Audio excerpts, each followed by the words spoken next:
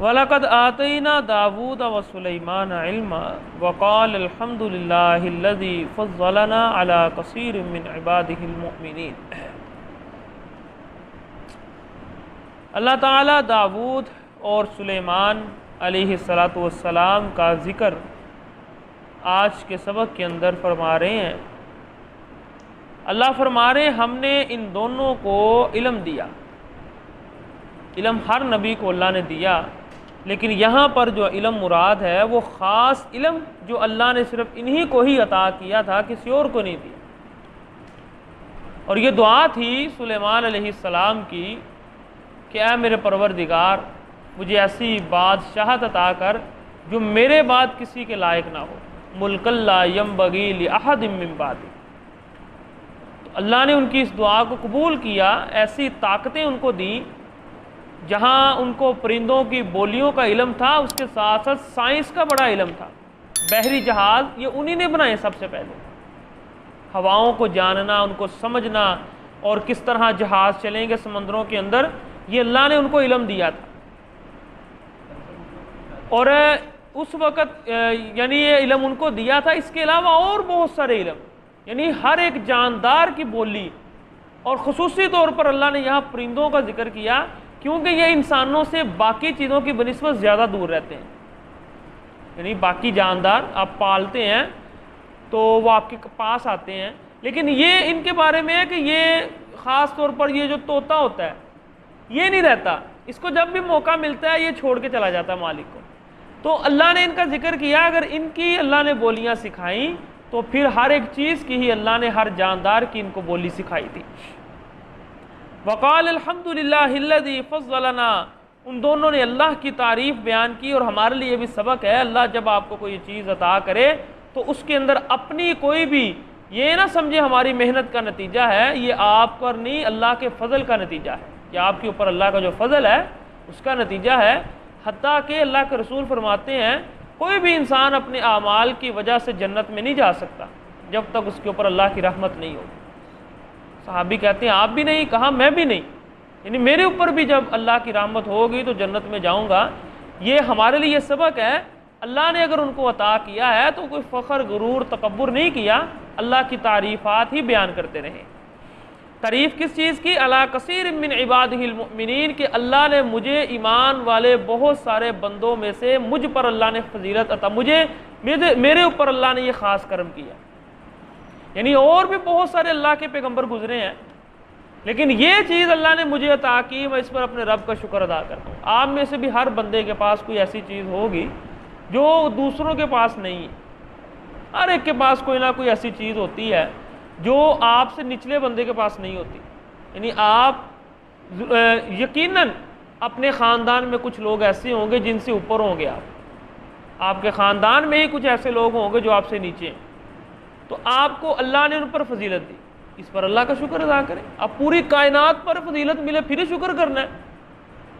نیچے دیکھیں آپ کے خاندان میں کون ہے، آپ کی ہی شاخوں سے نکلے وہی لوگ ہیں جو آپ سے نیچے ہو گئے ہیں۔ اللہ کا کرم ہے آپ پر کہ آپ ان سے اوپر بیٹھے ہوئے ہیں۔ تو یہی چیز ہے، جس نے شکر کرنا ہوتا ہے نا وہ چیز تلاش کر لیتا ہے، جس نے نہ شکری کرنی ہوتی نا وہ بھی رشتے روتا ہی رہتا ہے۔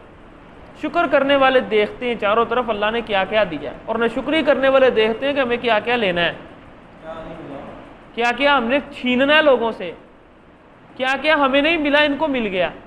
یہ ہوتی ہے نہ شکری لوگوں کی سوچ۔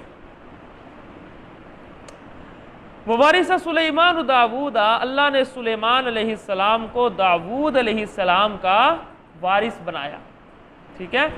اور یہ وراثت کوئی مالی وراثت نہیں ہے، یہ وہ نبوت، وہ علم اور وہ خلافت تھی جو ان کے باقی بیٹوں کو نہیں ملی اور اللہ نے ان کو دی۔ اور بھی بیٹے تھے نا داؤد علیہ السلام کے، تو یہاں مالی وراثت نہیں مراد، انبیاء کا مال وہ وراثت اس کی نہیں ہوتی، انبیاء کا جتنا بھی مال ہوتا ہے وہ سارا کا سارا صدقہ کر دیا جاتا ہے، ٹھیک ہے نا۔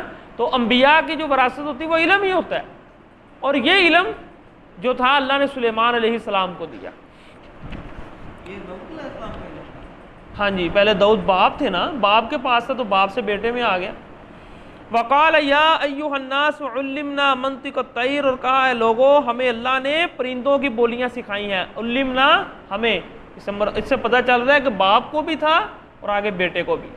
علمنی نہیں کہا کہ مجھے، علمنا ہمیں اللہ نے پرندوں کی بولیاں سکھائی ہیں. وَأُوتِينَا مِن كُلِّ شَيْءٍ، اور ہمیں اللہ نے ہر چیز دی ہے. إِنَّ هَذَا لَهُوَ الْفَضْلُ الْمُبِينُ، یہ اللہ کا بہت بڑا فضل ہے، یعنی ہمارا کوئی کمال نہیں، یہ اللہ کا ہی ہمارے اوپر فضل ہوا ہے.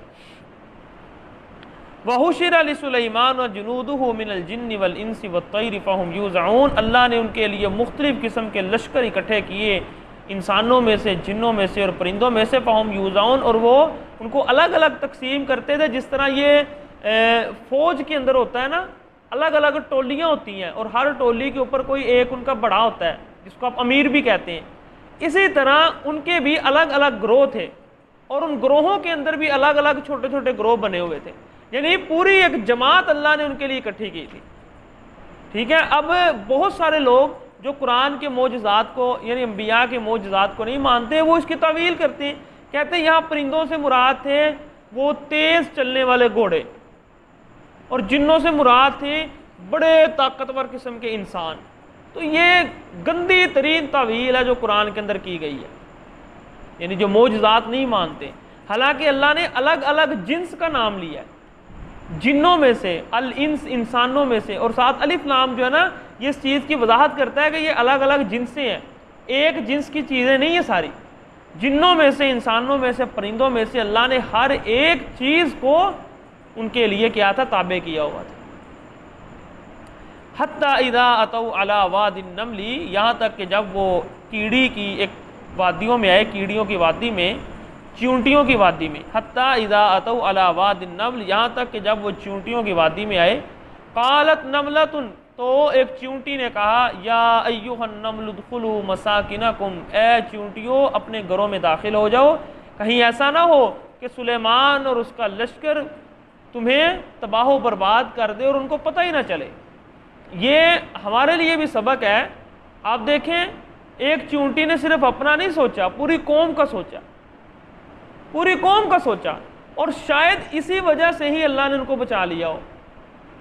یعنی جب لیڈر صرف اپنا نہیں نہ سوچتے، پوری قوم کا سوچتے نا، اللہ بھی مہربانی کرتا ہے ان کے اوپر. اللہ نے اس کی آواز سلیمان علیہ السلام کے کان میں ڈال دی اور وہ بچ گئی. اگر وہ کیڑی، وہ چیونٹی صرف اپنے بارے میں سوچتی، ہو سکتا تھا وہ لشکر تباہ و برباد کر دیتا ان کی پوری وادی کو. سمجھ آئی؟ تو یہ جو لیڈر ہوتے ہیں نا، یہ اگر خود اپنا ہی سوچے نا تو پھر ملک تباہ، اگر یہ پوری قوم کا سوچے نا تو اللہ بھی پھر مہربانی کرتا ہے. یہ قرآن کے واقعات کوئی کہانیاں نہیں ہیں، یہ سبق ہی ہوتے ہیں لوگوں کے لیے. تو چیونٹی کی آواز سلیمان علیہ السلام کے کان میں پڑی تو جب انہوں نے دیکھا تو یہ وہ کیا کہہ رہی ہے، اور ساتھ اس نے یہ بھی کہہ دیا وَهُمْ لَا يَشْعُرُونَ، وہ جان بوجھ کر اس طرح کا کام کرنے والے نہیں ہیں، ان کو پتہ ہی نہیں چلنا، ان کو پتہ ہی نہیں چلنا کہ انہوں نے کیا کر دیا. اس لیے آپ اپنے گھروں میں داخل ہو جاؤ. تو ان کا پورا منظم نظام ہوتا ہے چیونٹیوں کا، اس کے اوپر کتابیں بھی لکھی گئی ہیں. ان کے گھر ہوتے ہیں، ان کی ملکہ ہوتی ہے، ان کی لڑاکا فوج ہوتی ہے. یہ اپنی خوراک کو سٹاک کرتے ہیں بڑے سائنسی طریقے سے، یعنی اس دانے کو درمیان سے توڑ کر سٹاک کرتے ہیں کہ کہیں یہ اگ نہ جائے، اس کے اندر یہ بیج کی طرح یہ پھٹ کر اس میں سے پودا نہ نکل آئے. گندم کا اس طرح گندم کا دانہ ہو، چاول کا، اس طرح کی کوئی بھی چیز، اس کو دو ٹکڑوں میں توڑ کر یہ رکھتے ہیں کہ کہیں یہ ضائع نہ ہو جائے، ہمارے کھانے کے قابل رہے. ان کو اللہ نے بڑی سمجھ دی ہوئی ہے. فَتَبَسَّمَ ضَاحِكًا مِّن قَوْلِهَا، تو سلیمان علیہ السلام نے مسکراتے ہوئے تبسم کیا. فتبسم، تبسم کیا، ضاحکاً ہنستے ہوئے، مسکرائے ہنستے ہوئے. یہاں پر یہ وضاحت اس لیے کی گئی کہ جو تبسم ہوتا ہے نا، مسکرانا، بسا اوقات انسان غصے میں بھی مسکراتا ہے ہلکا سا، یعنی جس کے اوپر غصہ آ رہا ہوتا ہے نا غصے کے ساتھ بھی مسکراتا ہے. جس طرح کہ کعب بن یعنی وہ صحابی کا نام میرے ذہن سے نکل گیا، شاید کعب بن مالک رضی اللہ تعالیٰ عنہ، کہ جب اللہ کے رسول ان سے ناراض تھے، ٹھیک ہے، یعنی جب وہ جنگ سے پیچھے رہ گئے تھے، تو ان دنوں کے اندر وہ فرماتے ہیں کہ اللہ کے رسول میری طرف دیکھ کر مسکرائے جس طرح کہ کوئی غصے والا دیکھ کر مسکراتا ہے. ٹھیک ہے نا. بس اوقات کسی کو دیکھ کر انسان مسکراتا ہے، لیکن وہ کیا ہوتا ہے، خوشی کی مسکراہٹ نہیں ہوتی، غصے کی مسکراہٹ ہوتی ہے. یہ چھیڑنے کے لیے کچھ لوگ مسکراتے ہیں. تو یہ مسکرانے کی الگ الگ قسمیں ہیں. تو تو اللہ نے یہاں کیا کہا فتبسم ضاحکا، وہ مسکرائے ہنستے ہوئے. جو ہنسنا ہوتا ہے نا یہ خوشی کی علامت ہوتی ہے، تو خوش ہوتے ہوئے وہ انہوں نے تبسم کیا. من قولہا، اس کی بات کو سن کر. وقال رب اوزعنی ان اشکر نعمتک التی انعمت علی وعلی والدی، اور جب یہ باتیں سنی تو اپنے رب سے دعا کی اللہ مجھے توفیق عطا کر کے کہ میں تیری اتنی بڑی بڑی نعمتوں کا شکر ادا کر سکوں. یعنی نعمتیں اتنی بڑی ہیں مجھے سمجھ نہیں آ رہا میں شکر کیسے ادا کروں، کہ چونٹی کی آواز میرے کان میں پڑ رہی ہے، مجھے اس کی سمجھ آ رہی ہے، اور وہ میرے بارے میں کہہ رہی ہے کہ یہ لوگ اس طرح کے نہیں ہیں، ان کو پتہ نہیں چلنا، انہوں نے آپ کو کچل دینا ہے، جان بوجھ کر اس طرح نہیں کرنے والے. تو اپنے رب سے کہہ رہے وقال ربی اوزعنی ان اشکر نعمتک التی انعمت علی، میرے اللہ مجھے وہ توفیق عطا کر کہ میں تیری نعمت کا شکر کروں، انعمت علی وعلی والدی، جو میرے اوپر آپ نے نعمت کی اور میرے والدین کے اوپر کی. وَأَنْ أَعْمَلَ صَالِحًا تَرْضَاهُ، اور وہ عمل کرنے کی توفیق دے جو تجھے راضی کر دے. وَأَدْخِلْنِي بِرَحْمَتِكَ فِي عِبَادِكَ الصَّالِحِينَ، اور مجھے اپنے نیک بندوں کے اندر اپنی رحمت کے ساتھ داخل کر لے. تو یہ دعا ہے، یہ پڑھا کریں وَأَدْخِلْنِي بِرَحْمَتِكَ فِي عِبَادِكَ الصَّالِحِينَ.